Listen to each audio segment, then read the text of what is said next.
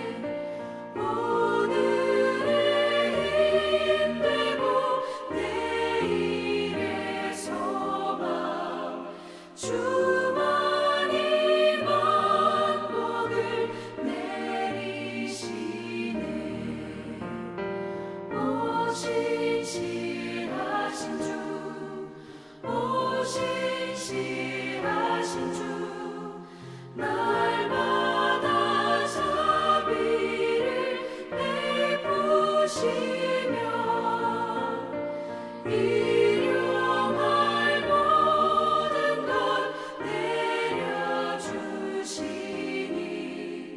오직 신실하신 주 나의 구주. 오늘 주신 하나님의 말씀 여호수아서 21장으로 건너와서요. 여호수아서 21장의 초반부 1절로부터 7절까지의 말씀을 나눠보겠습니다. 자, 1절로 7절 말씀 우리 한 목소리로 같이 한번 읽어볼까요? 그때 레위 사람의 족장들이 제사장 엘르아살과 눈의 아들 여호수아와 이스라엘 자손의 지파 족장들에게 나와 가나안 땅 실로에서 그들에게 말하여 이르되 여호와께서 모세에게 명령하사 우리가 거주할 성읍들과 우리 가축을 위해 그 목초지들을 우리에게 주라 하셨나이다 하매 이스라엘 자손이 여호와의 명령을 따라 자기의 기업에서 이 성읍들과 그 목초지들을 레위 사람에게 주니라. 그핫 가족을 위하여 제비를 뽑았는데 레위 사람 중 제사장 아론의 자손들은 유다 지파와 시므온 지파와 베냐민 지파 중에서 제비 뽑은 대로 13성읍을 받았고 그핫 자손들 중에 남은 자는 에브라임 지파의 가족과 단 지파의 므낫세 반 지파 중에서 제비 뽑은 대로 10성읍을 받았으며 게르손 자손들은 이사갈 지파의 가족들과 아셀 지파와 납달리 지파와 바산에 있는 므낫세 반 지파 중에서 제비 뽑은 대로 13성읍을 받았더라. 무라리 자손들은 그 가족대로 르우벤 지파와 갓 지파와 스불론 지파 중에서 12성읍을 받았더라. 아멘. 이스라엘이라고 하는 나라는 물론 하나님이 시작하셨지만 그 나라를 구성하는 구성원들은 야곱이라고 하는 후에 이스라엘이라는 이름으로 바뀌어지죠. 그러니까 개인의 이름이 곧 나라의 이름이 되어지는 그런 경우인데요. 그렇게 이스라엘의 12명의 아들들, 그 아들들이 이룬 후손들이 바로 이스라엘 나라의 백성이 됩니다. 성경은 그것을 지파 그렇게 말해요. 뭐 르우벤 지파, 레위 지파, 므낫세 지파 그렇게 우리가 보통 얘기하고 영어 성경에는 tribe 이렇게 표현을 하는 말이 바로 그 지파라는 말입니다. 자, 그 중에 레위라고 하는 사람들이 좀 독특해요. 독특한 몇 가지 이유가 있는데 그 첫 번째 이유는 뭐냐면 그 지파를 이룬 사람들을 부르기는 지파 그렇게 부르죠. 르우벤 지파 그렇게 불러요. 그렇지만 르우벤 지파의 사람들을 가리켜 말할 때 르우벤인 그렇게 부르지는 않았거든요. 그런데 12명의 아들들 중에 그 지파를 이룬 사람들을 아예 그 사람들 지칭하는 이름으로 불려진 사람들은 레위 지파가 유일합니다. 레위 지파, 이건 뭐 익숙한 말이지만 레위 지파에 소속된 사람들을 아예 레위인 그렇게 불러요. 예수님 당시까지도 그렇게 그 이름은 계속 생명력 있게 지속이 되어집니다. 레위는 야곱의 세 번째 아들이거든요. 별로 특별히 유명할 게 없습니다. 뭐 레위가 무슨 일을 했는지에 대해서는 별로 기록이 남아있지 않아요.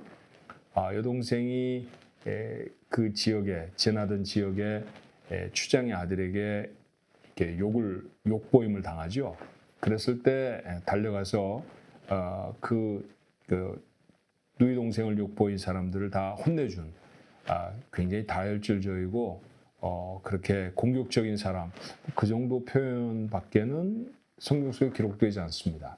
그런데 레위인이 왜 이렇게 유명할까요? 그건 다름이 아니라 하나님이 그들을 특별히 선택하셔서 예배를 관장하는 지파로 삼으셨다는 것이죠. 너희는 세상 일 다른 일을 하지 말고 하나님 앞에 예배하는 일 그것만 해. 그렇게 말씀하셨다는 거예요. 그래서 제사장은 레위 사람 중에서만 나왔습니다. 오늘 본문의 말씀에도 보면 제사장 엘르아살 그렇게 표현하지만 제사장들이 여럿이 있을 때는 그 제사장 중에 우두머리가 있어야 하지 않았겠습니까? 그 우두머리를 우리는 대제사장 그렇게 말하죠. 엘르아살은 대제사장이고요.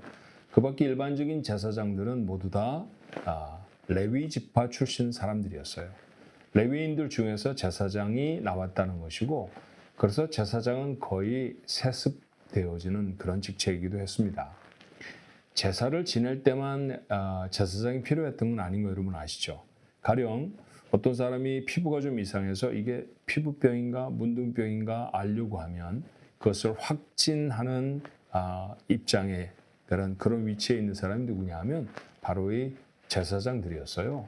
제사장에게 가서 몸을 보이고 이건 피부병이니까 약 좀 바르면 낫겠다. 그렇게 돌려보내기도 했고요. 어떤 경우는 너 이거 문둥병이니까 가족들에게서부터 격리되어야 하겠고 성 밖에 나가서 살아야 되겠다. 이런 어마어마한 선고를 내리던 사람들도 바로 레위인 제사장들이었습니다. 예수님 당시에 예수님을 찾아왔던 사마리아 근처에 살던 10명의 문둥병자들 저를 좀 불쌍히 여겨주세요. 그렇게 외쳤더니 예수님이 그대로 불쌍히 여기셔서 고쳐주셨는데 뭐라고 말씀하셨느냐 하면 제사장에게 가서 내 몸을 보이라 그렇게 말씀하셨던 거 기억하시나요?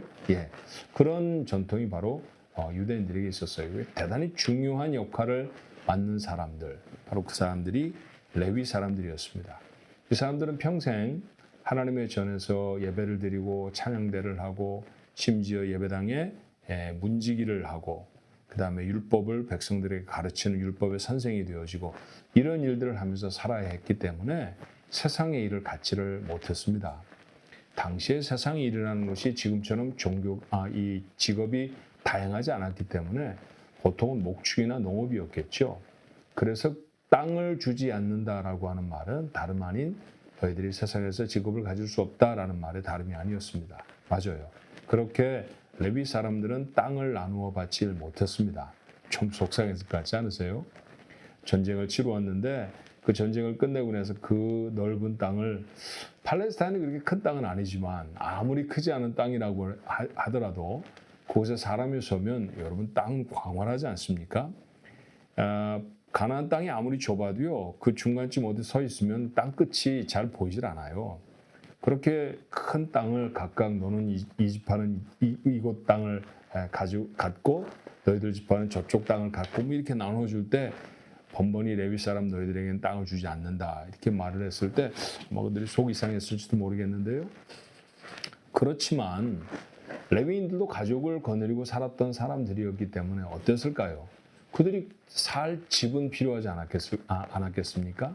그리고 그들에게도 소유, 특별히 소유 중에 이 동물들, 짐승들이 있었다고 하면 가축들이 있었다고 하면 이 가축들을 키울 만한 땅은 그들에게 있어야죠. 그래서 레위 사람들이 대제사장과 이스라엘의 지도자였던 여호수아 앞에 나와서 하나님이 전에 우리에게도 땅 주신다고 했습니다.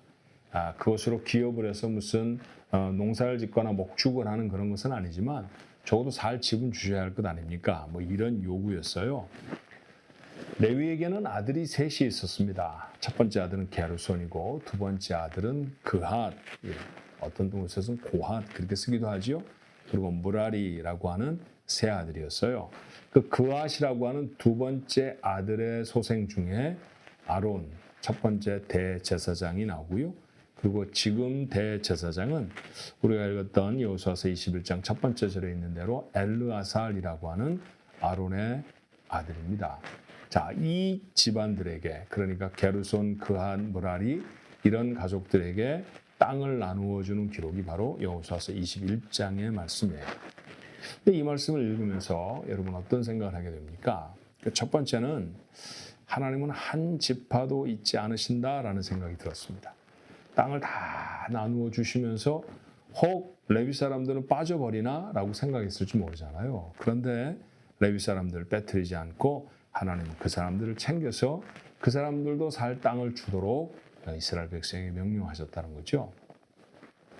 이 말씀을 전하려고 하는데 옛날 이야기 하나가 생각이 났어요. 여러분 한식이라고 하는 동양권의 문화 속에서는 잘 알고 있는 여러 절기 중에 하나죠. 한식. 한자의 표현이 재밌습니다. 차가운 음식이라는 뜻이잖아요.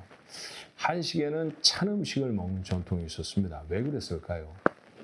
여러 나라가 서로 군웅활거를 하던 중국의 역사 중에 춘추 시대라는 곳이 때가 있었습니다. 그 춘추 시대 진나라라고 하는데 진나라의 왕자 때는 중이라고 불렀고 왕이 된다면은 문무공 그렇게 불렀던 왕이 있었어요. 그런데 정적들에게 축출되어서 19년 동안 이 나라 저 나라를 정말 거지처럼 떠돌았던 사람이었습니다. 그때 그 19년 동안이나 신하의 의리를 저버리지 않고 군주를 섬겼던 게자추라고 하는 신하가 있었죠. 그 신하와 함께 어려운 고비고비들을 다 넘어갔습니다. 그리고 마침내 그 문무공이 그 진나라의 문공이라는 사람이 왕이 됐을 때요. 자기가 왕이 되도록 도와준 사람들에게 무엇인가 상을 나눠줘야 하지 않았을까요? 그걸 논공행상 그렇게 말하죠. 어떤 사람이 어려웠을 때 그 어려움을 다 이기고 난 다음에 이제 은혜를 베풀어 주는 거예요. 그런데 이걸 어떻게 합니까? 그렇게 충성스럽게 자신을 따라왔던 게자추가 빠진 거예요. 다 직분들을 나눠주고 뭐 장관도 시켜주고 무슨 어떤 특별한 감투들을 다 주고 뭐 논밭들도 나눠줬는데 게자추에게만 나눠주지 못한 것을 얼마 후에 발견하게 되었습니다. 문공이 아주 탄식을 하고 그리고 게자추를 찾았더니 게자추는 실망하고 노모와 함께 깊은 산에 들어가 버렸습니다.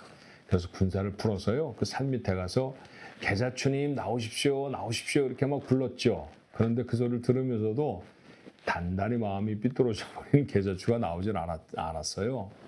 아무리 산을 뒤져도 게자추를 찾을 수 없었던 문공이 극단적인 방법을 취합니다. 산에 불을 질러라. 불을 지르면 연기 때문에라도 못 견디고 나올 것이다. 아마 그런 생각을 했을 것인데 불이 다 꺼진 다음에 보니까 게자추는 어머니를 꼭 끌어안고 그만 불타 죽은 시신을 발견하게 됐어요. 진나라 왕이 너무너무 마음이 속상하고 후회가 많이 들었습니다. 그래서 온 백성에게 명령하기를 뭐라고 했느냐 하면 오늘만큼은 게자추를 기억하면서 따뜻한 음식을 먹도록 불을 켜지 말아라. 그래서 찬 음식을 먹는 계절이 바로 이 한식이라고 하는 절기의 이름이 되었다는 거죠. 이 얘기가 제게 왜 생각이 들었느냐 하면 사람들은 이렇게 보통 베풀어진 은혜를 잘 잊습니다. 내게 정말 고맙게 해주었던 사람들을 잊어버리는 경우가 종종 있죠. 우리들의 삶을 보면 참 그래요. 그렇죠? 그런데 오늘 이 말씀을 보면 하나님은 사람과 다르시잖아요. 하나님은 이스라엘 지파 중에 단 한 지파, 레위라고 하는 지파도 빼놓지 않고 저들의 필요가 채워져야 한다는 사실을 잊지 않으십니다. 그렇게 채워주시는 분이죠.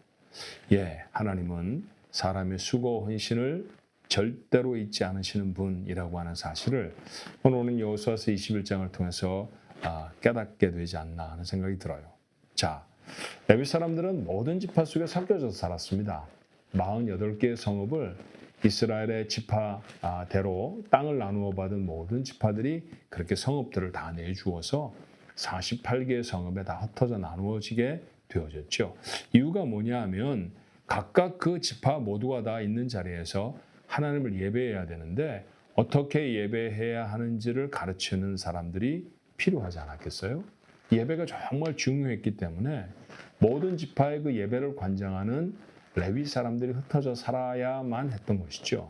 뿐만 아니라 하나님의 법을 어떻게 지키며 살아가야 할지도 가르쳐야 했습니다. 그래서 레위 사람들은 함께 모여서 살 수 없고 도리어 자신의 형제의 지파 속에 다 흩어져서 48개의 성읍에 나누어져서 그렇게 살아가게 되어졌던 것입니다. 자, 이 말씀을 통해서 우리가 마음에 다짐해야 다시 한번 생각해 보아야 할 것은요. 하나님은 헌신과 수고를 결코 잊지 않으시는 분이라는 사실. 하나님은 우리의 필요를 넉넉하게 채우셔서 하나님의 주신 사명을 감당하게 하신다는 사실. 그 각각의 지파에서 자신들이 거주할 땅과 목초지를 받음으로 레위 사람들은 평안하게 자기가 섬기는 각각의 지파들을 하나님 앞에 인도해낼 수 있었을 거예요. 오늘 우리들에게도 하나님은 그렇게 선하게 하나님이 주시는 은혜들을 채워줄 줄로 믿습니다. 하나님 앞에 드려진 수고와 헌신, 하나님이 잊지 않으신다는 믿음을 갖고 오늘도 하나님 앞에 충성하는 저희들 모두가 되었으면 참 좋겠습니다. 기도할까요? 저희를 참 사랑하시는 하나님, 우리가 기대하지도 못했을 때 우리의 삶에 꼭 좋은 것을 채워주신 하나님이심을 저희가 믿습니다. 저희들은 때때로 우리들에게 베풀어진 은혜 잊어버릴 때가 많죠. 그래서 그들에게 감사하다고 고맙다고 가품하지 못할 때가 참 많지만 하나님은 결코 그러지 않으시는 분임을 저희가 압니다. 사실 레위 사람들에게 하나님이 고맙다고 하셔야 할 것은 없죠. 그들을 구원해 내셨을까요? 그러나 하나님이 선택해 내신 모든 12지파, 비록 땅은 기업으로 받지 못했을지라도 저들이 평안하게 살 수 있는 그런 거처와 그리고 동물을 키울 수 있는 목초지를 허락해 주심으로 주신 사명을 감당토록 저들을 보호하시고 챙기시는 우리 하나님의 모습을 봅니다. 우리의 삶의 자리에서도 하나님 앞에 영광을 돌리도록 우리의 삶에 필요한 것들을 공급해 주실 줄로 믿사오니 실망하지 아니하고 하나님 앞에 헌신하며 충성하게 하여 주옵시고 하나님이 주실 것을 기대할 뿐만 아니라 하나님이 주신 것으로 우리의 삶에 복이 되게 하시며 그것으로 도리어 또 다른 곳에 하나님의 영광을 나타내는 귀한 사명 감당하는 우리 가족들 모두가 되도록 인도하여 주옵소서. 예수님의 이름으로 간절히 기도하옵나이다. 아멘.